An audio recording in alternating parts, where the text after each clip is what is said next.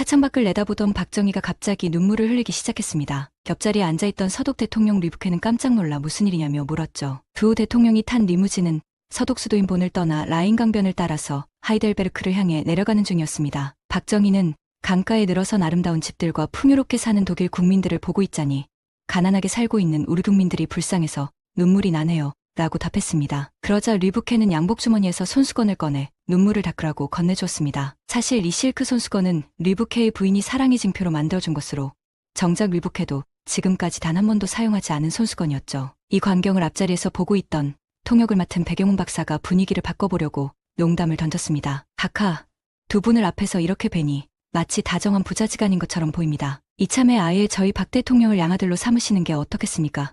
그러자 류브케가 껄껄 웃으며 좋지. 그럼 이제부터 내 아들 하게.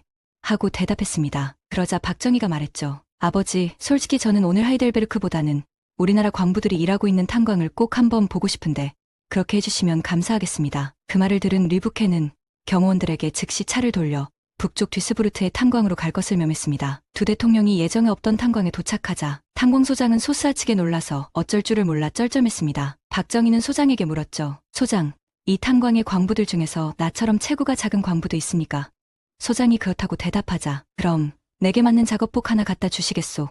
두 사람은 작업복을 갈아입고 리프트를 타고 수백 미터를 내려가 막장에 도착했습니다. 캄캄하고 무더운 막장 속은 희미한 불빛 속에서 새까만 분진과 요란한 차감기와 드릴 소음으로 정말 생지옥 같은 곳이었죠. 두 사람을 따라 내려온 탄광소장이 작업을 멈추라고 소리치자 광부들이 의아한 듯 작업을 멈추고 뒤를 돌아보았습니다. 그곳엔 놀랍게도 고국에서 날아온 우리나라 대통령이 있었죠. 광부들은 너나 할 것 없이 박정희 대통령을 얼싸안으며 울었습니다. 박 대통령도 눈물을 글썽이며 우리 후손만큼은 결코 이렇게 타국에 팔려나오지 않도록 하겠습니다라고 말했고 옆에서 이를 지켜보던 류브케도 눈물을 흘렸습니다. 한편 대통령이 갑자기 예정에 없던 함부른 탄광으로 일정을 바꿨다는 소식을 듣고 깜짝 놀란 에드하르트 총리는 급히 헬기를 타고 탄광에 도착했습니다. 그곳에는 분진으로 뒤덮여 시커멓게 얼룩진 얼굴에 눈이 벌겋게 충혈된 채로 서 있는 두 대통령이 있었죠. 에드하르트가 류브케에게 물었습니다. 카카, 대체 무슨 일이 있었습니까?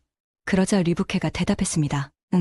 저 밑에서 그럴 일이 좀 있었어. 그리고 이 박정희는 이제부터 내 양아들이니 그리 알게나. 자초지종을 들은 에드하르트 총리는 박정희에게 깊은 감명을 받았고 강요회의를 긴급 소집하여 의원들을 설득했습니다. 여러분, 박정희는 그저 권력을 잡기 위해 쿠데타를 일으킨 것이 아니라 진정으로 국민을 생각하는 지도자인 것 같습니다. 이야기를 전해들은 의원들은 삭감했던 한국에 대한 차관을 원한대로 지급하는 걸 만장일치로 찬성하였고 그 차관이 우리나라 경제개발 5개년 계획을 성공적으로 이루는데 커다란 밑거름이 되었습니다.